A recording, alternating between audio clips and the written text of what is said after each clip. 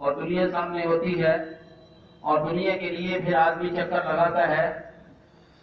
شیطان نے کیا کہا تھا؟ اور نے کہا مجھے اس کی کوئی پرواہ نہیں، امت مسلمہ بت پرستی کرے یا نہ کرے 3 چیزوں میں پھنسا دوں گا. کیا کہنے لگا؟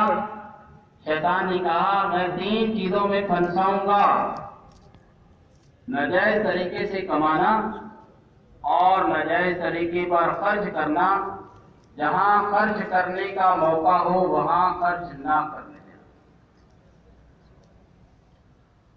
اور میرے دوستوں سنبھل کر چلنے والی بات ہے، ہر آن ہر گھڑی کہ اللہ پاک کا حکم کیا ہے اور اللہ کے رسول صلی اللہ علیہ وسلم کا طریقہ ہے.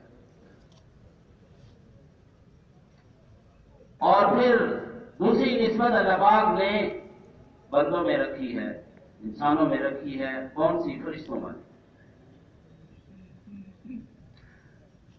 لیکن نہ ان کو کھانے کی حاجت، نہ ان کو پینے کی حاجت، نہ بیماری ہے، نہ تھکان ہے، نہ شادی ہے، خواہش بھی اللہ نے ختم کر دی.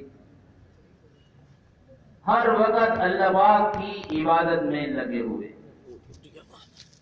مسلمان بندہ میرے دوستو جب بھی عمل کرے گا اپنی حاجت کو مؤخر کر کے یا اپنی حاجت کو قربان کر کے یا اپنی ضرورت کو دبا کر پھر اللہ کا حکم پورا کرے گا.